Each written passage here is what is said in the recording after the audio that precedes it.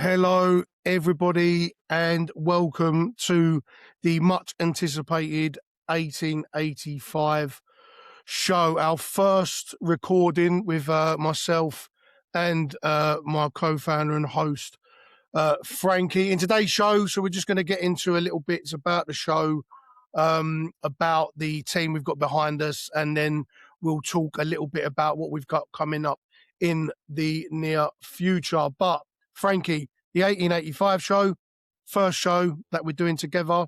How are you, mate?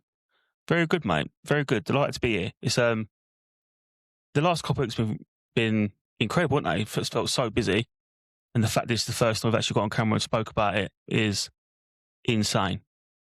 Yeah, I agree. It's been a bit of a, it has been a bit of a whirlwind, to be honest. Which is why, in part, we wanted to do this, mate, wasn't it?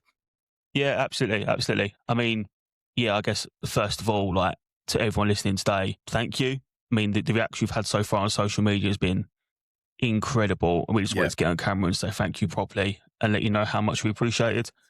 Everyone's backing has been unreal. I don't want to give too much away, so I'm not going to say anything now, but I mean, just make sure you stick with us till the end, because I promise you, we've got some exciting news to share about upcoming 1885 show announcements. Yeah, that's it, mate. And look, I mean, we've said it in post. I said it on actual Millwall when I did a post match for the Wrexham game, that the online Millwall space is already packed with incredible creators. You got that Millwall podcast who gave us a platform to talk Millwall in the first place. Chat with Chaps, Action, and so many more. That for anybody that's already chosen to spend a bit of time with us, we can't tell you how much we appreciate it, that you're going to fill your gaps with us in between these giants of the Millwall podcast world. And hopefully we can add something a little bit fresh, give you another place to talk all things Millwall. We're going to add a little spin on things as well, so we'll make it a little bit different, hopefully. But today we just wanted to give you a feel for the kind of content that we'll be bringing you throughout the rest of this season and into next season, and what you can expect to see over the coming days and weeks, Frankie. Absolutely, that, mate. So, I mean, and on that note, as you'd expect, right, we've got pre-match preview shows. So creatively, well, we think so anyway. We've got the warm-up. As you can see, the graphic on screen now. These shows gives you our thoughts ahead of the upcoming game, setting you up for the weekend with everything you need to know. So all the key stats, all the key talking points, and what we think you need to look out for on match day. Yeah, and then after the match, we'll have our post-match reaction, which is called the cool down. So typically what you'd see on a match day, or the terms used, we thought would be original or maybe a little bit corny with that, but the breakdown, and that's where the game was won, where the game was won, where the game was lost, standout performances, a bit of tactical debrief with the key numbers of the game, the key talking points of the game. And we're also going to add our spin on a man of the match. We're going to add the 1885 show voted man of the match segment within that, where we'll announce our own man of the match alongside with the club and everyone else's, and get your thoughts behind that as well, Frankie. Yeah, absolutely, mate. And you know what, it's a fantastic segue into another one of our shows you can be doing, looking at specific players and the players that are doing well and the players that maybe aren't doing quite as well. We're going to have standalone shows called Line in Focus. Again, image on screen now. So these are going to be in-depth player reviews, taking a closer look at individual players, how they're performing, and where, in our opinion, they could potentially improve, and some of the key underlying stats behind that. Yeah, and of course, we'll have our usual, or the usual, what should be the usual midweek live show. We'll have X Spaces where we chat about the latest news coming out of the den, and we want you to get involved in the conversations as well. I particularly like the Spaces. We're also going to have a lot of written content.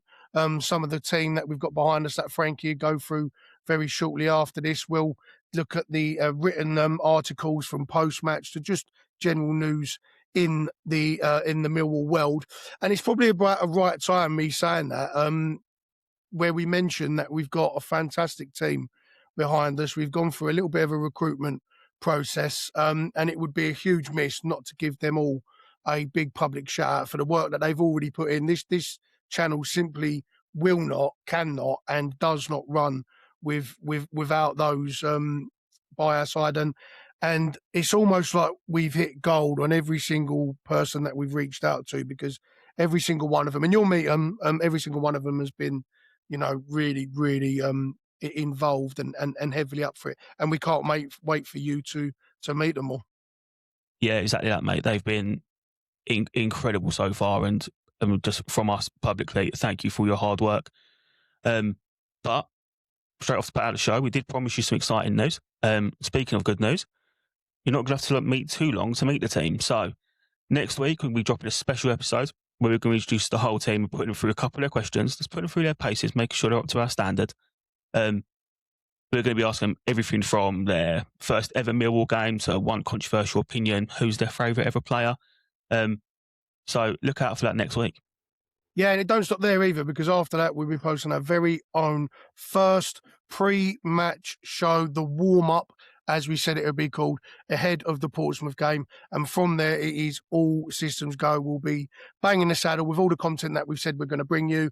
And so being honest, because we was originally going to plan to do this launch in the pre-season, but with how electric it's been and the support and everyone reaching out to us and the team that we've put together, we just thought, sod it, let's just get it going.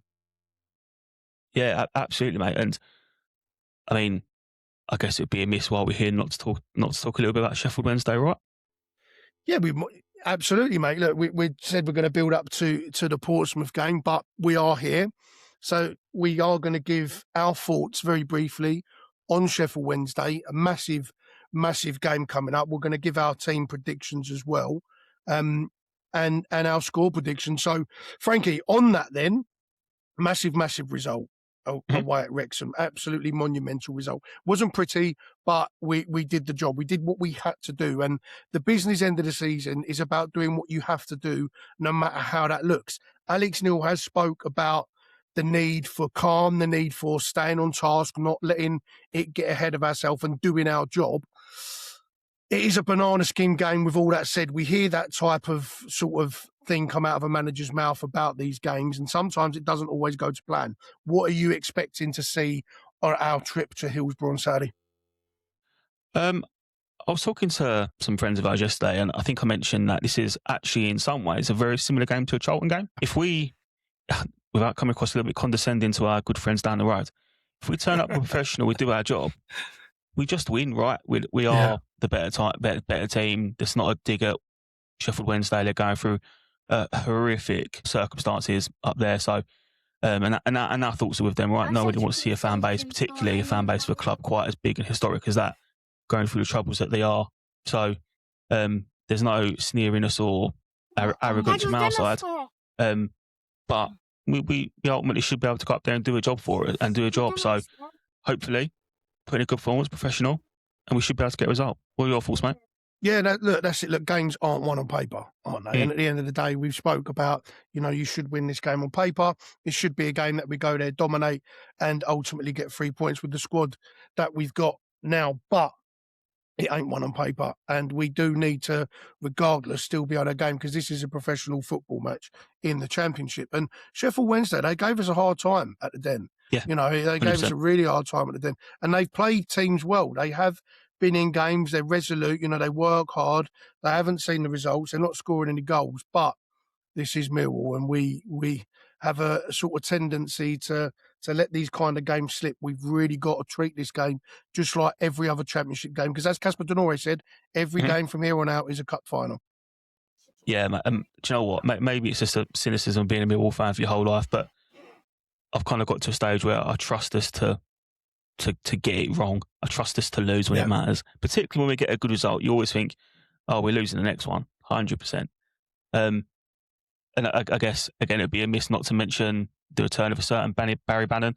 Would you start him? It's interesting. I don't think sentimentality should come into Alex Neil's thinking, because Barry Bannon is, while he, Sheffield Wednesday legend, he's still a professional footballer and he plays for Millwall.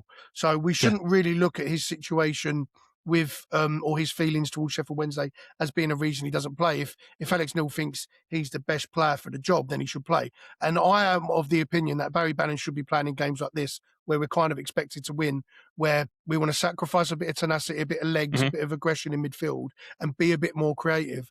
And I think Bannon does offer us that. Still getting used to him, as Casper said. But if Bannon's fit, healthy, and and Neil thinks he could do the job, he's got to play. The sentimentality shouldn't play a part in it. But I've got no doubt Neil will pick a team that is equipped enough to go and win that game quite comfortably. Whether he'll rest players or not, I think he may. Alfie Doughty's come off a few, the last couple of games in a row just to save himself, give himself some fresh legs. Tommy Watson might not be 100%, but he might come in just to for the first 60. We may see a bit of rotation in midfield. So I am expecting maybe one or two changes, but not enough to upset the apple cart to go and see us get a win. And Barry Bannon should be well involved in that thought process. His ties to Wednesday shouldn't halt that in any way, shape or form. Go on then, mate. So I'm going to put you on the spot. What is your start 11 for Sheffield Wednesday on the weekend?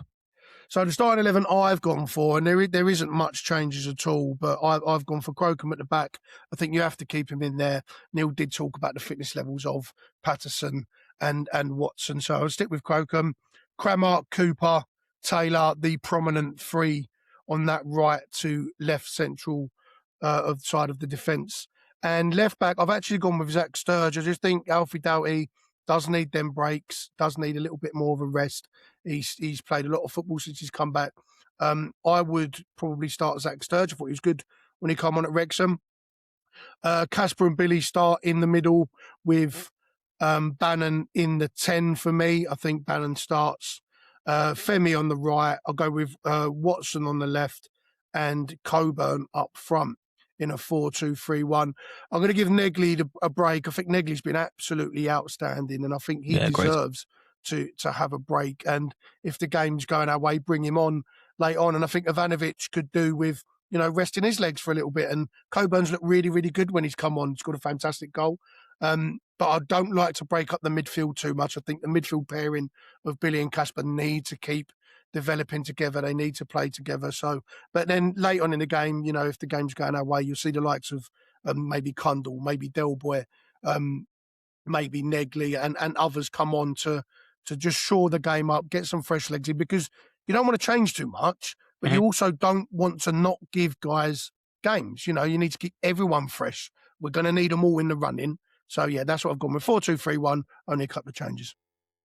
Good stuff, Always mate. off. Yeah, very similar. So, Crocombe in goal, no need to change it right. He's earned the shirt, so I keep him in there. Yeah, I agree. Crammer at right back, I think talking about resting, my gut feels that Crammer probably does need a rest, but fortunately for us, we're getting to that stage of season where we haven't got a game every Saturday, Wednesday, Saturday, so he's had a little bit of a rest, so hopefully he's good to go. Again, you don't change your centre-back pairing, that's working, do you? So you stick with Taylor, you stick with Cooper, and I'd probably stick with Doughty as well, just to give that back for as much consistency as physically possible. I understand the logic of putting Sturge in because you might need him in the running, and he's got incredible athleticism, but I think I probably would stick with Doughty. Yeah, he was the toughest one for me because I think if that, look, at the end of the day, if they're fit, they're healthy, and the statistics and the medical staff and everything around it says that they can play, then don't change a winning team. Yeah. But I do think Neil has got to be a little bit smarter. But and no, this isn't to say Neil isn't. I mean, of course. But I do think that while you've got some guys chomping at the bit that we may need in the running, the Sheffield Wednesday game may be a good game to give these guys a run out. Because even with the changes, that is still a strong enough side to go and get a result at Sheffield Wednesday. So I think it'd be a good opportunity. We've got another tough game after that we'll talk on episode 1 of the warm-up about Portsmouth. So it'd be good to get some minutes in some guys' legs. Yeah, completely agree. And that's the only reason I think I would be tempted to make a bit of changes. But Mill will scare me, mate. So I would always go full strength just because I don't trust us. And then in centre midfield, Mitchell, Denor, again, they're just imperious at the minute, so leave them in there. Aziz on the right. I think I probably would go with, this is a controversial one, I didn't think I'd ever say this yet on our first show, but I probably would go with Langstaff, more because I would want to play 2 up top. And I think I'd want to be able to bring an Ivanovic on. I think he has more of an impact on the bench because he's just a better footballer. So start with Langstaff up top. I'd go with Coburn. He's deserved to start. He's got a good record against Sheffield Wednesday as well. Scored in his debut for us against Sheffield Wednesday. And out on the left, I'm going to go with you, Matt. I'm going to go with Watson. He needs to get some minutes in his legs, and this is a great opportunity for him. Yeah, no, I agree. I do agree. And Langstaff has got a bit of tenacity where he can force the Wednesday back line into some Mm. errors, which we know they're a little bit shaky. You know, you've got 35, 36, however old Liam Cooper is at the back of the youngsters. So it would be a good opportunity to stick Coburn up right on top of the last man, get Yep. Langstaff in and around to force them errors, get Watson and Aziz's pace out wide and Bannon to unlock it. It all sounds great on paper. But I trust Alex Neil to put a side together to go and get the result. He's done it all year. He's been, as he said, he's been in this position before. That is key. Having the mentality of not letting this be a banana skin, doing what we need to do to win the game, however pretty that looks or however pretty it doesn't look. I do feel that we'll go out there and we'll get the job done quite comfortably. But I will take it off the backs of a duck's arse onto a beach ball into the back of the net, as long as it's 3 Don't matter points. how they Because come. the thing is because Wrexham, Hull, and Ipswich are not playing this weekend. They're playing within the FA Cup. So we're the Yep. only team in from third place down in the playoffs to be playing. We need to capitalise. We need to put the pressure on. We can go third, and then next week we have Portsmouth. So we've got a real opportunity before the dreaded run-in where we've got Borough away, Ipswich away, Norwich come to the den who will revolutionise. Good form. Yeah. We've got to win these games. We've got to keep ourselves ahead of the pack. Got to keep them looking up at us rather than looking down at us. And I think we'll do that. And of course, you've got Coventry playing Middlesbrough. Dragon back in it. So one of them has to drop points. Yeah, no, exactly that. So exactly that. A great opportunity. But that's our thoughts on the weekend against Sheffield Wednesday. So before we go, if we could just ask a massive ask of you guys is if you could do us a quick favour, hit the subscribe button, hit the bell as well, just so you've got notifications on. Make sure you don't miss anything. And guys, come join us for the rest of the season. Join us for the running. It's already been an incredible season, and hopefully you'll spend the rest of the season with us. Yeah, no, 100%. Yeah, as Frankie said, please please share, please subscribe to all our socials. We've got a lot coming your way in the next few months.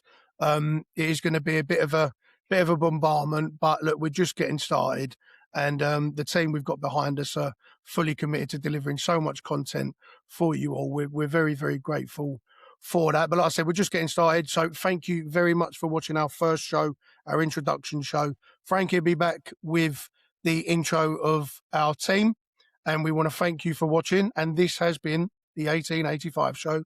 See you on the next one.